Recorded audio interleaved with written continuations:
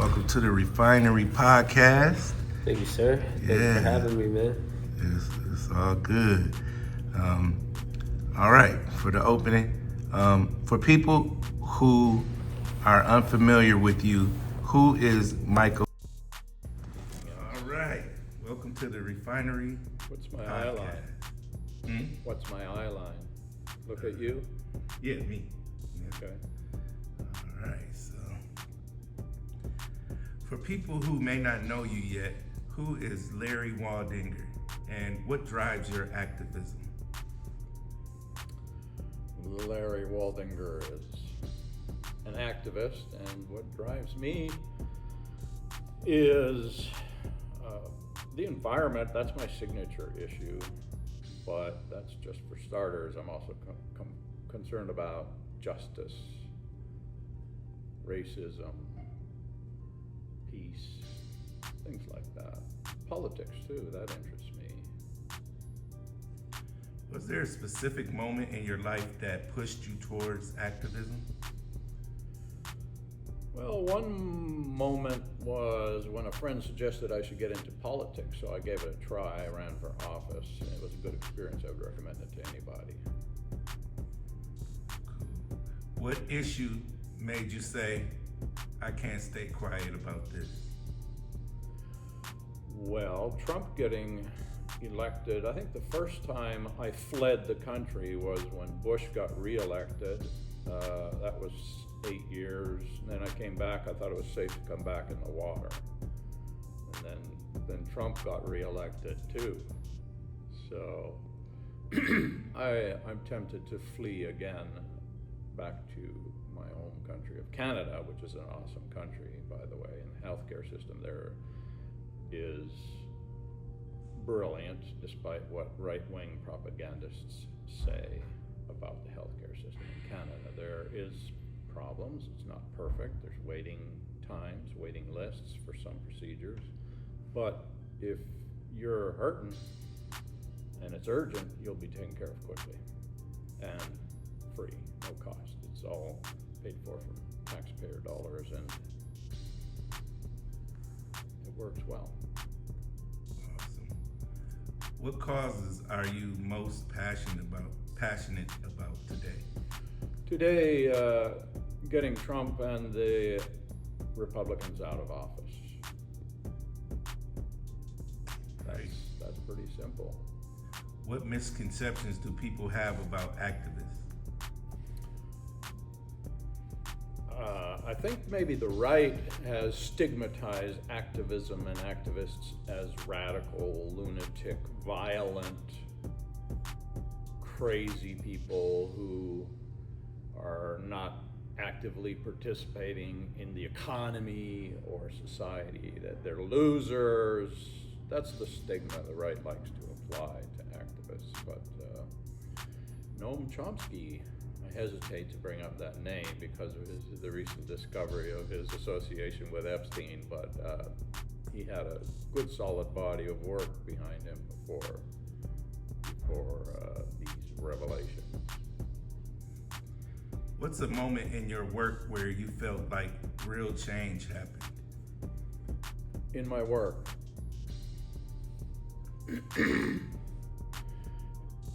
you're talking about large-scale change? Or any kind of change? Any kind of change.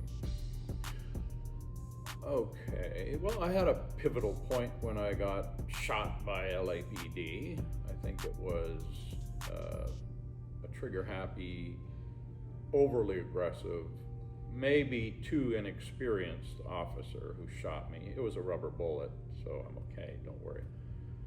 I survived. One of my friends claims to have been shot over 40 times. Wow. So that was pivotal, and also getting assaulted by a Trumper. That was interesting. That kind of galvanized me. It almost pushed me over the edge. It kind of made me very angry.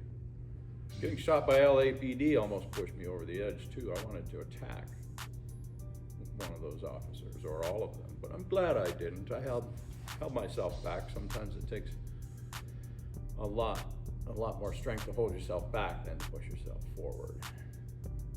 Right. What challenges do activists face that people don't see behind the scenes?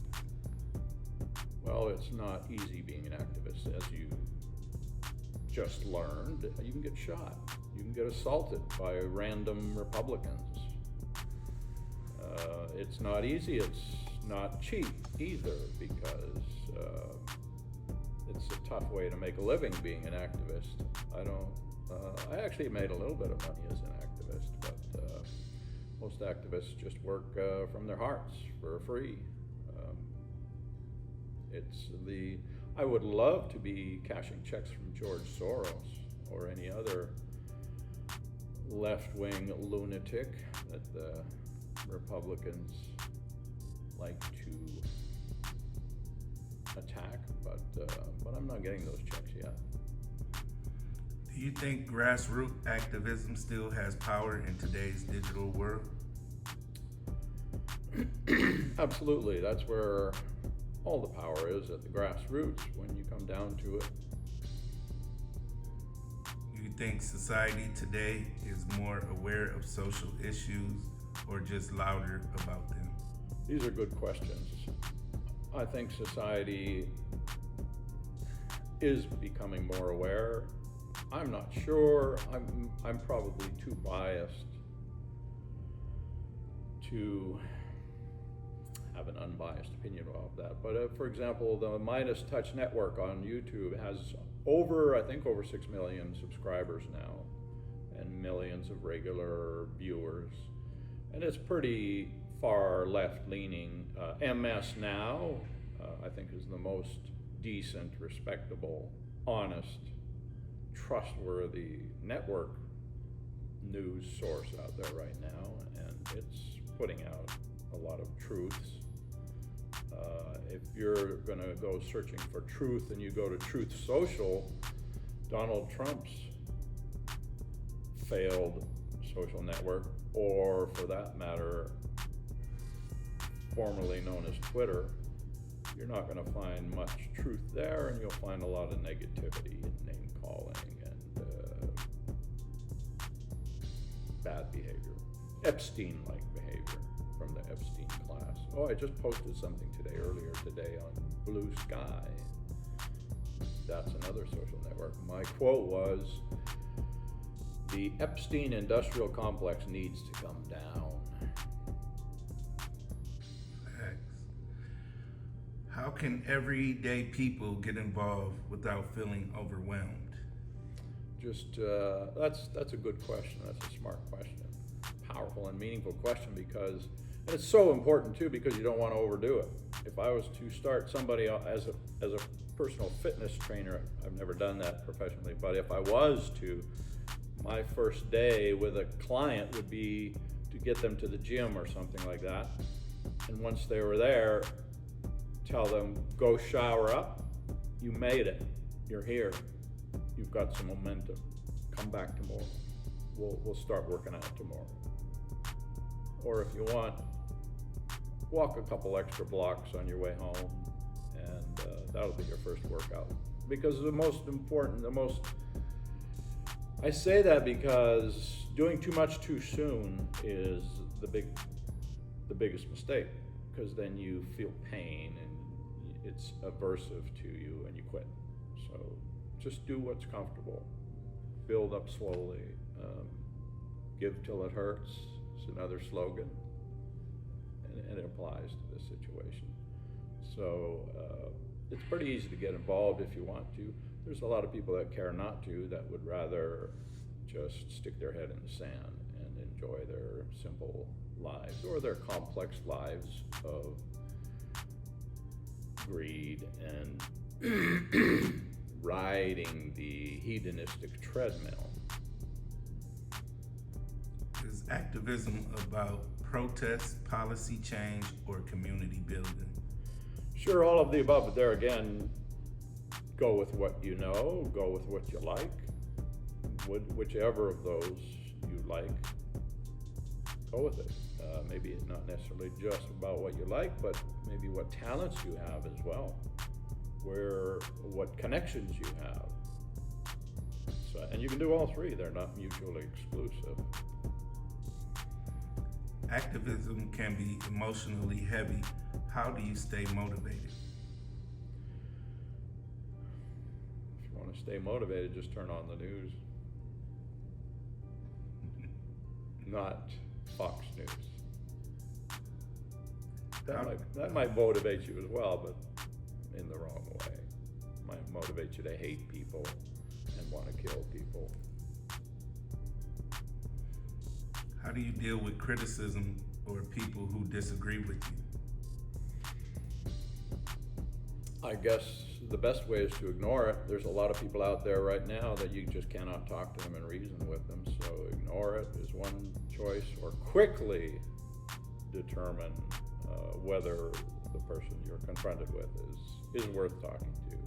And usually if it's a Republican, they're not worth talking to because you just can't get through to them. They're not illogical, irrational, overly emotional, greedy. Not all of them, of course, not all of them all of the time, but anybody that's responsible for electing Trump, anybody that donated to his campaign, anybody that voted for him, anybody that says anything positive about him.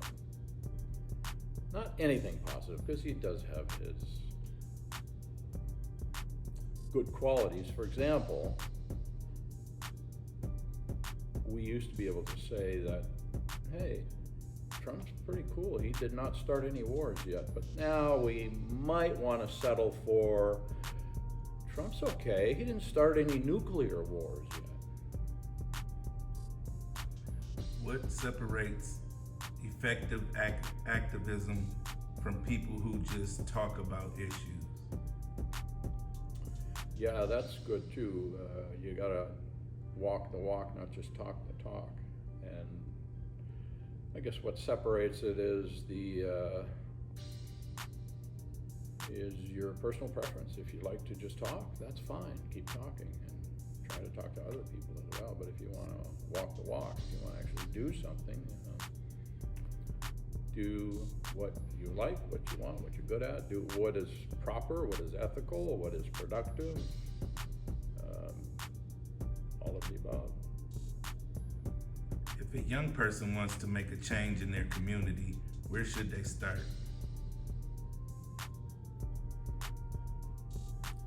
Maybe start within. Start by thinking.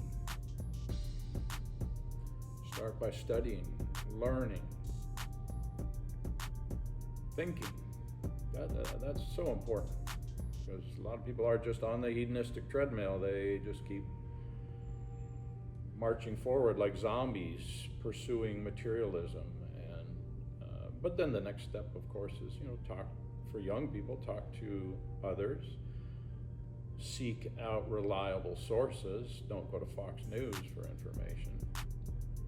Don't go to Grok. That's an AI entity. Don't go to Grok for information. Don't go to Twitter, formerly known as. Maybe don't even trust your parents. Trust them, I guess. But trust but verify,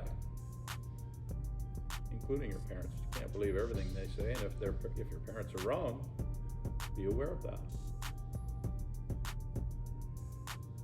What issue today deserves more attention than it's getting? Today, well, let me see. How many wars have started today? The Iran thing is worthwhile. The Epstein industrial complex deserves attention. That should come down. The cover-up, it's huge. There's a lot of Republicans, Trump's cabinet, maybe even some of the Supreme Court justices need to go to prison. What kind of world do you hope the next generation inherits? A better world. All right, this is our rapid fire section. It's only 4 rapid fire questions. Hope or frustration? Oh, that's a question? Mm-hmm. Okay. You gotta pick one or the other. Hope, for sure. All Is this a psychological analysis right now? Is this like the Rorschach ink blot test? No. This is just rapid fire. All right. Protest or policy? Well, both. Must I choose? All right. They're not mutually exclusive. Social media activism or community organizing? I think social media, because it's powerful and it's scalable and it's fun and it's easy, but I would recommend Blue Sky or other good sources for social media, platforms, I believe is the correct word. Like, I'm actually boycotting all of the social media, except for one, but it's got a different angle. But Blue Sky, I've dabbled in it. I'm definitely not an expert, but I did a couple postings this morning. My handle is $talk, singular, no hyphen, all lowercase, I believe. Cool. Biggest influence in your life? Oh, I think my mother. That may sound corny, but she was good.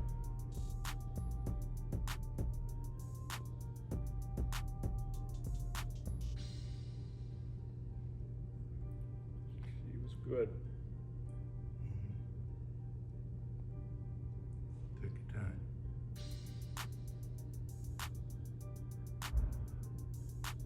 So what's left for Larry Waldinger? Well, today I need to get some chores done, maybe meet up with a friend, that kind of stuff. But beyond today, just keep doing my thing. Where can people follow your work or support the causes you're involved in? I would say just search for Democratic Party or Democratic Party Club or talk to my friend Moe or any left-leaning person, nice person, good person. You can get help from a lot of sources. All right. Larry Waldinger, thank you.